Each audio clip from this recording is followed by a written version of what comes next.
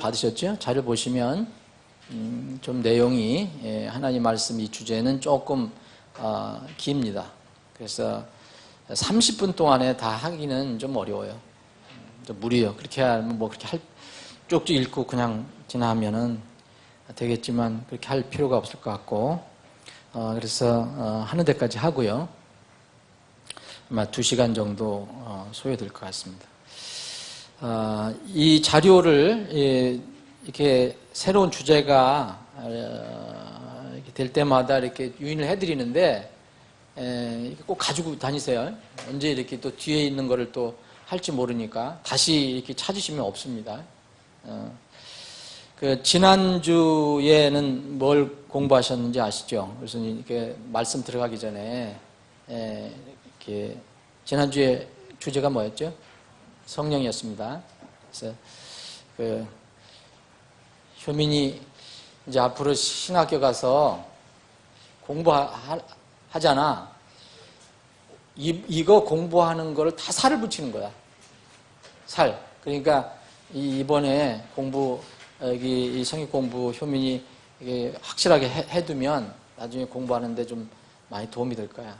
신학교 가서는 여러 가지 깊이 있게 공부하고 또 살만 붙이는 거야. 자, 성령, 우리가 이제 오늘 하나님 말씀을 이렇게 들어가기 전에 지난번에 성령, 항상 그 책은 이 자료는 뒤에 이렇게 테스트를 하게 돼 있어요. 점검. 그래서 그 부분이 있는데 여러분들 지난주 거 한번 성령 그 뒤에 부분 한번 내보십시오. 거기에 간단히 이렇게 우리가 한번 살펴보고 오늘 하나님 말씀 들어가겠습니다. 자, 성령. 자, 우리는 성령님은 하나님이시잖아요. 하나님 눈에 안 보이신 분이에요. invisible God예요. 그러면은 하나님이 눈에 안 보이는데 성령님을 어디에서 찾을 수 있다고 그랬습니까? 어디에서 찾느냐? 예? 어디에서 찾는다 그랬죠? 이제 여기 고촌 어디 특별한 지역 어디 있나요? 아니면 산에 올라가면 있나요? 어디서 찾는다 그랬습니까? 효민이 어디 찾는다 그랬어? 성령님이 어디 계셔? 응? 효민이 안에. 효민이 안에 계셔. 효민이 안에. 마음 안. 사람들 몸 안에. 그러니까 구원받은 사람. 자, 그리스도의 몸 안에 있다 그랬어요. 몸 안에. 예. 그래서 거기에 이제 3가지 참고할 성경 구절을 적으십시오. 이렇게 돼 있어요. 근데 여러분들 한번 기억을 해보시고, 기억하시는 건 뭐예요? 그러니까 우리가 구원받으면은 우리 몸이 뭐로 된다 그랬죠? 성전. 성전이라는 게 뭐예요? 거룩한 집이란 뜻 아닙니까? 거룩한 집. 그럼 어디에? 우리 몸이 거룩한 집이라 했잖아요. 그러니까 이 안에 성령이 계시는 거죠. 여러분 눈에 안 보여도. 그걸 고린도전 3장이라든지 고린도 6장이라든지 요한복음 14장 17절이라든지 이런 게 다 그것을 가르쳐 주는 거죠. 이거 다시 말씀드리면 여러분들이 이것을 이렇게 점검할 때 새로운 것을 여기 저자는 새로운 것을 요구하지 않아요. 여러분들이 공부했던 그 기본적인 것만 이렇게 기억을 하시면 다 이렇게 여러분이 답을 할 수 있는 그런 질문이에요. 자, 성령님은 그리스도인 몸 안에 계신다. 거기서 찾을 수 있다는 거예요. 자, 2번째, 성령님께서 믿는 자의 삶 속에 이렇게 오시는데, 그래서 믿는 자는 성전이라고 그러잖아요. 개인적으로도 성전이고 믿는 자들이 모인 곳, 그것도 당연히 성전이죠. 그 믿는 자의 삶 속에 오시는데 성령님은 도대체 언제 오시느냐 이거예요. 언제 오십니까? 예? 언제 오신다 그랬어요? 이게 이 답을 잘 하셔야 돼요. 이게 지금 이 답을 잘 못하시면 지금 이 시대에 혼란한 문제가 여기서 야기 되는 거거든요. 지난주에 말씀드렸잖아요. 지금도 어떤 교회에서 성령 강림, 부흥 집회, 성령이여 오시옵소서 이런 이 플래카드를 붙여놓는 데가 있어요. 맞아요, 안 맞아요? 어떻게, 왜 이렇게 오늘 대답들을 안 하시지? 우리 어르신이 안 계시니까. 네? 맞아요, 안 맞아요? 네, 안 맞죠? 대답 좀 잘해보세요. 우리 교회는 그런 걸로 유명하면 안 돼. 대답 안 하고 아멘 안 하는 걸로. 너무 점잖다는 얘기는 들어서 좋은데, 성령님은 만약 그렇다면 어떤 모임에서 성령님을 주시옵소서, 성령님이 오시옵소서 이런 플래카드를 걸어놨다면 둘 중에 하나예요. 그러죠? 아, 그 교회는 성령님이 안 계시는 거예요. 거기에 있는 교인들은 성령님을 받은 사실이 없어요. 곧 구원받지 못했다는 뜻이죠. 그죠? 아, 이건 초등학생들도 아는, 논리적으로 아는데 왜? 그러죠? 그래요? 안 그래요? 성령 충만과 성령 받는 거하고 다르죠. 여기서 예를 들어서 성령 충만하게 하옵소서. 이건 오케이.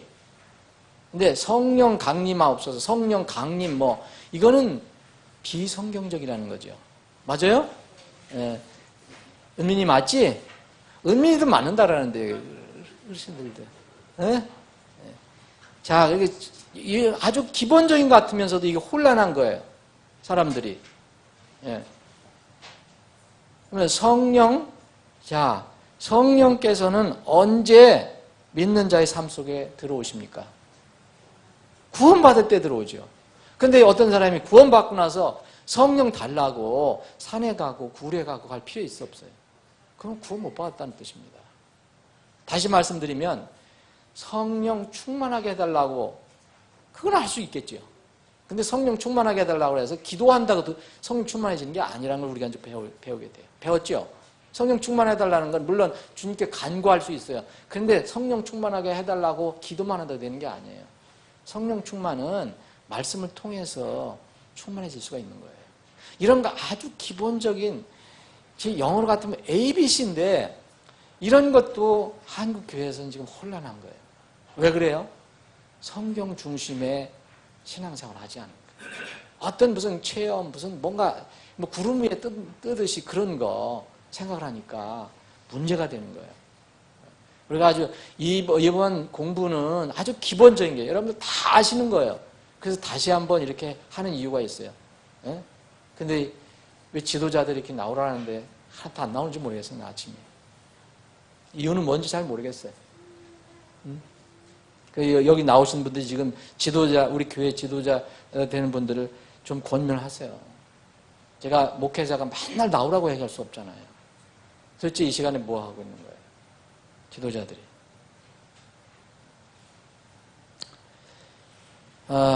자, 세 번째. 성령님은 왜 구원받지 못한 사람들에게, 그럼 성령님이 한번 오시면 역사하시잖아요. 우리 몸 안에서도 역사하시고, 물론 바깥에서 역사하시고, 성령님은 무소무지하신 하나님이시니까. 성령님은 왜 구원받지 못한 사람들에게 죄를 깨닫게 하십니까? 거기 두 가지 이유를 달았어요. 구원받지 못한 사람들에게는 하나죠. 성령님께서 역사하시는 이제 구원받은 사람과 구원받지 못한 사람에게, 구원받지 못한 사람에게는 왜 성령님께서 역사하십니까? 뭐를 깨닫게? 죄를 깨닫게. 왜? 구원을 받으려면 죄를 모르면 안 돼요. 자기가 죄인이라는 걸 인정하지 않으면 절대 구원이 되지가 않아요. 그래서 죄가 무엇인지 알게 하고 죄를 깨닫게 해줘요. 그죠? 성령의 역사. 성령님은 그런데 구원받은 그리스도인들에게도 찔러주시고 컨빅션을 주시고 때로는 깨닫게 해주시고 때로는 가슴 아프게 하시고 역사하셔요. 왜 그렇게 하셔요? 왜 그렇게 하신다 그랬어요? 여러분 다 자료에 있는 거예요. 깨끗하게 정결하게 하려고. 구원은 받았지만 여러분들이 이게 정결한 삶을 살지 않으면 하나님의 영광을 드러내지 못해요. 욕만 먹어요. 그리고 복음을 전해도 복음이 먹히지가 않아요. 그래서 여기 그리스도인으로서 정결하게 하기 위해서, 영적으로 깨끗하게 해서 그렇게 되면은 이제 우리가 예수 그리스도를 위해서, 우리를 구원해 주신 예수 그리스도를 위해서 어떻게 살아야 할 것인지 보여주시기 위해서, 우리가 이 땅에서 어떻게 사는 것이 옳은 것인가, 이거를 성령님께서 보여주시잖아요. 그러려고 우리 구원받은 사람에게는 계속 역사하시는 겁니다. 근데 우리가, 여러분들이 못 느끼시면, 여러분이 못 느낀다면 그걸 억제하는 거예요. 억제하거나 무시하는 거예요. 구원받은 사람은 다 성령이 있어요. 여러분들 다 성령 모시고 있는데 성령님이 역사하실 때 그것을 여러분들이 무시하거나 또 모른 채 하거나 그런 거예요. 그래서 그 엘리야는 이제 하나님 이 아합과 그의 아내를 이제 그 피해서 도망갔잖아요. 무서워서. 근데 하나님께서 나중에 나타나십시오. 뭐 불로 나타나실 때 말씀하십니까? 무슨 어떤 그 지진이 날 때 말씀하십니까? 미세한 음성으로 말씀하셨다 그랬어요. 우리가 때로는 정히 하나님 이 말씀을 보고 또 기도하고 할 때 우리에게 우리 삶을 우리가 스스로 살펴볼 수 있는 그런 시간이 있어요. 그게 성령께서 하시는 거예요. 구원 받으셨다며 여러분들이. 그 여러분들이 도덕적으로 윤리적으로 되는 게 아니에요. 그럴 때 우리가 왜 기도하고 말씀 보느냐? 그때 우리가 무릎을 꿇는 거예요. 그렇게 하기 위해서 성령께서는 그리스도인들에게 죄를 깨닫게 하시는 일을 계속 하신다 이거예요. 무엇을 통해서? 이상한 음성이 아니라 여러분들이 가지고 계신 하나님께서 보존하신 말씀을 통해서. 그래서 여러분들이 설교를 들을 때, 오늘도 설교 들으실 거예요, 이제. 이게 사일러스 목사를 통해서 이제 설교를 들을 건데, 선교사를 통해서. 그 말씀을 들을 때, 또 성경을 읽을 때, 또 여러분들이 성경을 외울 때, 여러분들이 또 같이 교제를 할 때, 어떤 방법을 통해서든 하나님께서 여러분들에게 깨달음을 허락해 주십니다. 자, 그런데 우리가 구원받은 사람이 죄를 자각할 때가 있고, 또 우리가 어떤 데 막 이렇게 떨어질 때가 있어요. 낙심하고 기운이 떨어질 때. 이때 어떤 여러분들이 무슨 불법을 해놨다든지 그러면 안 되지만 죄를 지었다 할 때 굉장히 이렇게 낙심될 때가 있는데, 이때 여기 저자는 이렇게 해요. 제 자각과 성령님 제 자각과 사탄의 고소는 다르다. 사탄의 고소는 다르다. 네? 사탄이 우리가 잘못하면 계속해서 공격할 때가 있어요. 그 차이를 우리가 알아야 된다. 성령께서는 우리 잘못된 것을 알게 해주신 이유는 하나님과 올바른 관계를 맺게 해주시기 위해서 하는 거예요. 우리를 괴롭히려고 우리가 뭐 나쁜 대로 떨어지게 하려고 하는 게 아니고, 그런데 우리가 자꾸 하나님을 이렇게 낙심하고 자학하고 자꾸 말씀에 떨어져 나가고 하나님을 멀리 하려고 한다면 그건 누가 하는 거예요? 그건 마귀가 하는 겁니다. 마귀가 하는 거예요. 그건 마귀가 고소하는 거예요. 하나님의 은혜를 누리지 못하게. 우리가 자꾸 하나님의 자녀인데도 가치 없는 사람으로 자꾸 자학하게 해요. 이런 거는 빨리 돌아서야 돼요. 이건 하나님께서 하시는 게 아니에요. 성령께서 하시는 게 아니에요. 여러분 그 차이를 아셔야 되죠. 자, 성령께서 그리스도의 삶 속에서 일하신 7가지 다른 방법들이 있다 그래서 8가지로 그 저자는 얘기를 했는데, 첫 번째는 죄를 깨닫게 하는 거. 그죠? 구원받은 사람이나 구원받지 않은 사람이나. 두 번째는 이제 7가지, 그 외에 이제 7가지를 얘기했어요. 여러분 기억나시는 거 있죠? 창조주였었다. 그리고 새 사람을 되게 하신다. 그리고 구원받은 사람을 봉인한다. 인치신다. 그 역할을 하신다 그랬어요. 그리고 그리스도, 우리가 구원받았다는 것을 우리 영과 함께 증언하신다 그랬어요. 증언. 그리고 또 중요한 건데, 성경은 누가 가르쳐 주세요? 목사가 가르쳐 주는 게 아니라 목사는 전하는 거고, 실제로 여러분들이 깨닫고 여러분 마음속에 두게 하려는 것은 누가 하냐? 성령님이 가르치신다 그래요. 성령님이. 예. 그리고 여러분들이 힘들고 어려울 때, 기도도 못할 때 성령께서 여러분 대신 기도를 중보해 준다 그랬고요. 그리고 여러분들이 힘들고 어려울 때, 낙심될 때 뭐 하신다 그랬어요? 위로자가 되신다. 위로자. 예? 그리고 여러분들이 하나님을 섬길 수 있는 능력을 성령 하나님께서 여러분들에게 부여해 주신다. 그런 거예요. 우리가 성령께서 우리 안에 계시는데, 여러분들 안에 성령이 계실 때 그 성령님이 어떻게 역사하신 결과가 나타나요? 성경에서 뭐 어떤 열매로 나타나겠죠? 성령의 열매가 있다 했어요. 그래서 갈라디아에서 보면 성령의 9가지 열매가 나와요. 사랑에서부터 온유와 절제까지 9가지. 그 열매가 나온다고 그랬어요. 이 갈라디아서에서 나온 이 성령의 열매는 이제 한 덩어리라고 그랬어요. 한 덩어리. 이게 다 연결이 되어 있는 한 덩어리다. 그래서 단수를 쓰고 있다. 그러므로 그리스도인들이 성령님과 가까운 관계를 계속 하나님과 계속 가까운 관계를 유지하고 싶으면 뭐 하는데 여러분들이 시간을 많이 써야 돼요? 하나님 말씀을 배우고 실천하는데 시간을 써야 된다는 거죠. 당신 배우는 것만 하면 안 돼요. 지식만 가지고 있으면 안 돼요. 실천하는데 써야 된다고 얘기합니다. 자, 거기, 그러면 이제 거기 테스트 하는데 보니까, 점검하는데 보니까 그 OX 문제예요. 그건 한번, 여러분들이 한번 살펴보시기 바랍니다. 자, 오늘 하나님 말씀 보겠습니다. 하나님 말씀. 그럼 자료 가지고 계시죠? 다시 말씀드리면, 이 자료는 꼭 전에 거를 가지고 오세요. 그래야지 이렇게 체크가 됩니다. 저 뒤에 오늘 새로운 자료가 있어요. 그냥 버리고 오지 마시고 꼭 같이 가지고 오세요. 매번 전에 거를 다시 만들어 드리지 못해요. 자, 5번째 강의 하나님 말씀입니다. 자, 여기 이 주제는 이렇게 되어 있어요. 내 삶 속에서 성경의 중요성은 무엇이냐 이거예요.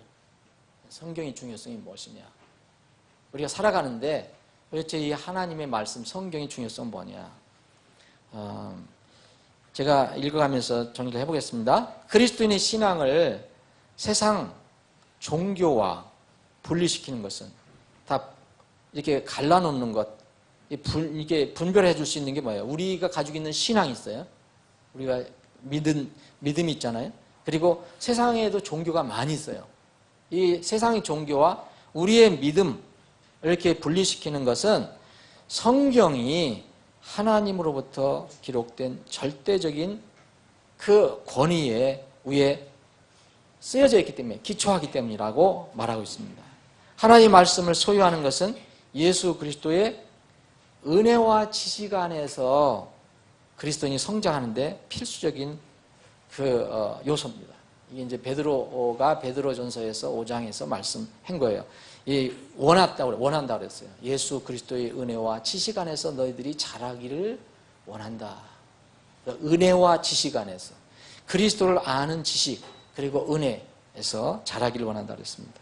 그래서 이 하나님의 말씀을 우리가 알고 그것을 가지고 있는다는 것은 이게 성장하는데 필수적입니다. 선택이 아니에요. 다른 방법으로는 여러분들이 성장을 도모할 수 없어요. 자, 이 단원의 목적은 그리스도인에게 성경이 도대체 뭐냐, 성경에 대한 개략적인 이런 기본적인 것을 알게 해준 거예요. 이 5강을 우리가 공부하면서. 그리고 실제로 이 성경 말씀이 우리 그리스도인의 일상생활에 어떤 관련이 있는지 이것을 이제 공부하는 데 목적이 있습니다. 자, 첫 번째, 하나님의 말씀은 무엇에 필수적일까요? 구원에 필수적입니다. 이거 기억하세요. 지금도 이 간단한 이 구원론인데도 아직도 세상 교회에서 혼동하는 게 있어요. 말씀 아니고서도 구원받을 수 있는 걸 생각해요. 그래서 예를 들어서 제가 이게 사역자가 쓴 저기 있어요. 우리 이제 그 전에 독립심리에게 입회하려고 하는 어떤 교회 사역자가 우리는 구원간증을 받거든요. 내가 이제 어느 날 이렇게 촛불을 켜놓고 깊은 명상에 잠겨 있다가 그때 내가 하나님을 믿는 것이다. 믿어야 한다는 것을 깨달아서 그때 믿기 시작했다. 그런 간증서가 있었어요. 그래서 우리가 지금 돌아가셨는데 그 전에 회장이었던 김상진 목사님, 우리가 좀 고민을 했죠. 이걸 어떻게 해야 되느냐. 직접적으로 얘기하기는 좀 곤란하고. 근데 여러분 잘 생각해 보세요. 그게 그분이 이렇게 잘못 썼는지 모르지만 여러분 그건 구원이 아니에요. 여러분 거기서 뭐가 빠졌어요? 말씀이 빠졌어요. 예를 들어서 자기가 말씀을 들었다든지 말씀이 생각났다든지 말씀 이런 거 아닌데 촛불 켜놓고 명상하고 기도하는데 그런 감동이 왔다는 거예요. 그럼 그거는 나중에 또 바뀔 수 있습니다. 그래서 이 성경에 있는 그대로예요. 이 구원에는 반드시 하나님 말씀이 필수적입니다. 여러분들이 성경을 읽든 여러분들이 듣든 누가 가르쳐주든 설교할 때 듣든 그 하나님 말씀이 여러분 마음에 와야 돼요. 와야 돼요. 필수적입니다. 그래서 우리가 복음을 전할 때 하나님께서 전도지를 하나 주더라도 거기에 말씀이 들어가 있는 거예요. 여러분들이 혹시 그렇게 못하면 여러분들 입에서 나오는 그 말씀이 그 사람 마음에 들어가야 돼요. 다른 방법이 없습니다. 뭐 기도한다고 구원받는 게 아니에요. 기도 좋은 거지만 기도한다고 구원받는 게 아니에요. 오랫동안 노력한다고 구원받는 게 아닙니다. 베드로전서 1장 23절 여러분 잘 아시잖아요. 다시 태어난 것은 뭐에서 태어났다고 그랬습니까, 여러분? 예, 썩지 않을 영원히 거하는 살아있는 하나님의 말씀에서 너희들이 다시 태어났다 얘기해요. 잊지 마시기 바랍니다. 그래서 하나님 말씀은 새로운 탄생, 거듭남을 가져다주는 에이전트다, 에이전트. 이걸 한국말로 번역하기가 참 그렇게 쉽진 않아요. 에이전트. 뭐 대행자라고도 들 수 있고, 대리자라고도 들 수 있고, 매개자라고도 들 수 있어요. 그러면 이 말씀이 없으면 불가능하다는 겁니다. 쉽게 얘기하면. 그래서 필수적입니다. 그래서 에베소 2장 8절, 9절 말씀 여러분 잘 아시는 거잖아요. 너희가 믿음을 통하여 은혜로 구원을 받았기 때문이라고 했는데, 자, 은혜로 그리고 믿음으로 구원받아요. 근데 믿음은 어디서 나오죠? 믿음이 바로 하나님 말씀에서 나오는 거예요. 믿음은 기도한다고 생기진 않아요. 기도 굉장히 중요해요. 믿음은 기도한다고 생긴 게 아니라 하나님 말씀을 들을 때 생기는 거예요. 그러면 기도 왜 필요하냐? 그런 말씀을 들을 수 있도록 기회를 주님께서 주실 수 있어요. 그게 누구죠? 고넬료였어요. 고넬료. 여러분, 고넬료는 구원받지 못한 상태에 있었잖아요. 그러나 하나님을 뭔가 섬기고 있다고 자기 생각했어요. 아주 신실했어요. 기도했어요. 하나님께 들으셨다고 그랬어요. 뭐였어요? 그래서 뭘 해주셨어요? 하나님께서 고넬료가 들을 수 있도록 누굴 보냈죠? 베드로를 보냈잖아요. 베드로 가서 한 일이 뭐예요? 말씀 전한 것밖에 없어요. 성경은 전부 다 들어맞게 되어 있어요.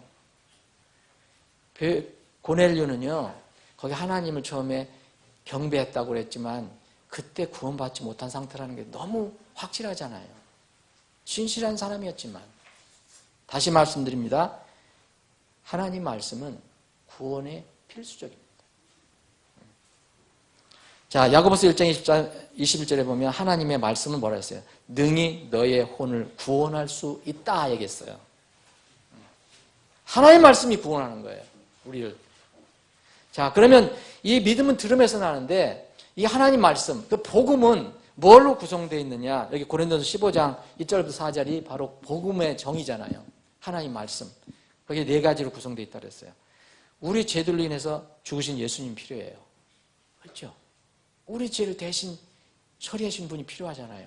이게 석가모니도 아니고 마음의 뜻도 아니고 목사도 아니고 신부도 아니에요. 교황도 아니에요. 누구? 오직 예수 그리스도. 이분이 꼭 필요해요. 그리고 그분이 우리 대신 죽어야 하잖아요. 그럼 묻혀야 되잖아요. 우리가 죽어야 되잖아요. 죄값을 받고.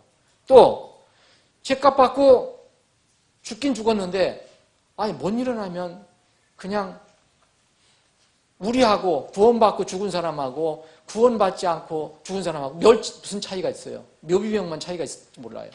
그래서 뭐가 또 필요해요? 구원받은 사람은 다시 영화로운 몸으로 하나님의 생명을 입고 일어나야 됩니다. 그래서 다시 일어나셨다. 그렇죠? 근데 이것이 뭐예요? 지금부터 2000년 전에 이루어졌지만 이미 이 성경이 처음에 기록될 때부터 예수님이 이렇게 예언이 돼 있었어요. 그래서 그걸 뭐라 그랬어요? 성경 기록대로. 성경 기록대로. 성경 기록대로 예수님께서 우리의 죄를 대신 담당하시고 죽으셔서 묻히셨다가 성경 기록대로 또 다시 일어나셨다. 그게 복음이에요. 그러니까 여러분, 복음을 전할 때 성경 말씀이 아니면은 불가능합니다. 불가능. 그래서 우리가 성경을 애우고 읽고 배우고 그러는 거예요. 아무리 착한 사람이라도 성경을 멀리하는 사람은 좀 위험한 거예요. 굉장히 위험한 거예요. 죄에 대해서, 당신의 상태에 대하여, 그리고 구원받기 위한 하나님의 구원 계획에 대하여 성경 기록대로라 했잖아요. 그럼 성경이 다 예시를 해놨어요. 여기 다 정리를 해놨어요. 그러면 그 성경이 기록한 대로, 성경이 말하고 있는 대로 그대로 그것을 믿어야만 된다는 겁니다. 그래서 중요한 거예요. 여기서 이 다르면 안 돼요. 덧붙이면 안 되고 빼도 안 돼요. 성경대로. 그래서 우리를 구원받은 사람들을, 성경을 따른 사람들을 사실 여러 가지 표현을 하지만 이 시대에 정말 이렇게 굉장히 좋은 그런 어떤 명칭이 뭐냐면 성경 신자죠. 신자라고도 하지만 성경을 믿는 신자들에게. 우리 생각을 믿는 게 아니고 세상 사상을 믿는 게 아니고 바로 하나님께서 우리에게 제시하신 보존된 그 하나님 말씀을 믿는 사람들을 성경 신자라고 해요. 바이블 빌리버. 근데 이제 요새는 또 바이블 빌리버까지도 마귀가 오염을 시켜놨어요. 누구든지 또 다 바이블 빌리버라. 진짜 성경을 안 믿으면서. 그렇지만 이 말은 굉장히 좋은 내용입니다. 자, 크게 두 번째, 로마 글자로 두 번째. 우리가 이제 하나님 말씀에서 구원을 받았잖아요. 그러면 그렇게 말씀에서 구원을 받았기 때문에, 말씀에서 구원 받았다면 그 성경 말씀이 구원받은 후에 어떻게 살아가야 할 것인가를 가르쳐 줄 거 아닙니까? 그래서 성경은 틀림없이 당신에게 어떻게 살아가야 하는지 말해주는 완전 무결하고 확실한 안내자가 될 것이다. 성경은. 그래서 이 성경을 뭐라 하냐면 매뉴얼이라고 해요. 매뉴얼. 여러분 매뉴얼 하면 여러분들 좋은 어떤 가전 기구를 사요. 기계나 무슨. 그러면 가전제품이나 무슨 스마트폰 같은 거 사면 난 읽지도 못하지만 이만큼만 두꺼운 게 오더라고. 여러분들 읽어보세요? 안 읽어보죠? 근데 그거대로 하지 않으면 그 작동이 잘 안 돼요. 뭐 문제가 있거나 뭐 하면. 그래서 뭐든 자동차든 가구든 무슨 가전제품이든 그거에 대해서 처음에 만든 사람이 그것을 어떻게 움직일 것인가, 어떻게 작동할 것인가 만든 사람이 그 매뉴얼을 만들죠. 근데 여러분, 우리는 다시 창조됐잖아요. 다시 거듭났잖아요. 그럼 하나님께서 다시 만들어 놓고 다시 거듭나게 놓고 집어던지는 게 아니고 어떻게 해요? 우리를 잘 크도록 도와주신다는 거예요. 그럼 그게 뭐예요, 여러분? 그 매뉴얼이에요. 뭘 가지고 있어요, 여러분? 가지고 있잖아요. 이게 매뉴얼이에요, 매뉴얼. 여기 보세요. 여러분들의 삶에 아주 요목조목 다 들어가 있어요. 여기 안 들어있는 거는 원리가 들어가 있어요, 원리. 원리가 다 들어가 있어요. 요새, 나 성경에 보면 담배 얘기 없는데? 마약 얘기 없는데? 그런 원리가 들어가 있어요. 먹든지 마시든지, 무엇을 사든지, 무엇을 하든지, 다 하나님 영광을 위하라. 여러 가지 원리가 있어요. 그러면 여러분, 그런 것들이 하나님께 영광이 되는가 한번 잘 살펴보세요. 여러분, 성령이 계시면 영광은 안 된다. 그러면 우리가 못하는 거예요. 안 하는 거예요. 성경은 매뉴얼이에요. 매뉴얼. 그래서 여기 이 저자는 뭐라 하냐면 소유자 안내 책자라고 했어요. 오너스 매뉴얼. 우리의 소유자가 누구예요? 하나님입니다. 여러분, 절대 여러분들 소유라고 생각하지 마세요. 하나님께서 여러분들을 하나님이 핏값으로 주고 사셨다고 그랬잖아요. 근데 너희 것이 아니다. 너희 영과 몸으로 하나님께 영광을 돌리라고 그랬어요. 오너는 하나님입니다. 여러분들이 구원받았다고 믿으신다면 나가 아니에요. 그러니까 그 오너가 우리가 어떻게 이 땅에서 잘 살아가야 될 것인가? 그 매뉴얼을 주셨다니까요. 그게 이거예요. 목사는요, 이 매뉴얼을 여러분들보다 조금 더 읽고 또 더 묵상하고, 그래서 하나님께서 야, 내 소유물들, 내 양들을 너 조금 더 좀 잘 좀 이렇게 지도 좀 해봐. 이런 사람뿐이에요. 똑같아요. 저도 매뉴얼이 필요하고 똑같습니다. 성경 위에 설 수 있는 사람이 없어요. 어떤 권위도 없어요. 하나님께서 명백하고 정확한 방향 지시를 해주시지 않고 어떻게 하나님을 섬기라고, 방향도 모르는데 우리를 구원해 주십니까? 너 날 잘 섬겨. 그렇게 하면 안 돼. 그런데 뭐가 방향이 있어야지요. 뭐 매뉴얼이 있어야지요. 그래서 성경대로 하는 겁니다. 여러분, 성경대로. 지금 이 세상에 성경 무시하잖아요. 예를 들어서 쉬운 얘기지만 성경에는 절대 여자 목사 없어요. 여자 집사 없어요. 근데 세상은 그렇게 가르쳐줘요. 요새는 여자들이 남자 옷 입는 거 아주 자연스러워요. 근데 성경은 여전히 안 바뀌었어요. 어떻게 생각하세요? 매뉴얼대로 할 거예요? 아니면 세상이 가르쳐주는 세상 책대로 할 거예요? 거기에 우리가 갈등이 있는 거예요. 그래서 성경을 중심으로 한다면 그 갈등은 그렇게 크게 할 필요가 없어요. 시편 119편 105절, 그래서 주의 말씀은 내 발에 뭐라 했어요? 등불이요, 내 길에 빛이니이다. 여러분, 구원받았어도요, 성경 중심으로 살지 않으면 반드시 넘어집니다. 등불이 없고 빛이 없는데 어떻게 여러분들이 잘 갈 수 있어요? 그거 모르는 거예요. 하나님의 영광을 가리고 정말 내 삶에 어떤 그 문제가 있어도 그걸 모르면서 사는 거죠. 잠언 3장 5절부터 6절은 내 마음을 다하여 주를 신뢰하고 내 자신의 명철을 의지하지 말자다. 그럼 뭘 의지해야 될 거예요? 하나님의 지혜를 의지해야죠. 하나님 지혜는 어디서 나와요? 성경에서 나오잖아요. 내 모든 길에서 그분을 인정하라. 그리하여 그분께서 내 행로들을 지도하시리라. 우리 행로들 지도하시는데 뭘 가지고 지도하세요? 그럼 매일 하나님의 음성을 듣기를 원해요. 아침에 하나님, 오늘 제가 어떻게 살아가야 할지 음성 들려주세요. 음성 안 나오네. 마음대로 살아요. 여러분, 여기 행로가 기록되어 있잖아요. 행로들이. 오늘 여기까지 하겠습니다. 다시 말씀드리면 우리 지도자들은 꼭 참석해야 돼요. 이거 기본적인 건데 여러분들이 지도자 안 나온 사람들 격려해서 지도자를 꼭 참석하게 하세요. 앞으로 지도자들이 다른 사람들 가르쳐주고 복음을 전하고 기본적인 걸 알려줘야 하는데 이 기본적인 것도 안 배우면 어떻게 해요? 다 알고 있는지는 모르지만. 아버지 하나님, 오늘도 저희들에게 믿음을 주셔서 이 하나님의 집, 주의 집에 모여 이 말씀을 배울 수 있게 하시니 참으로 감사합니다.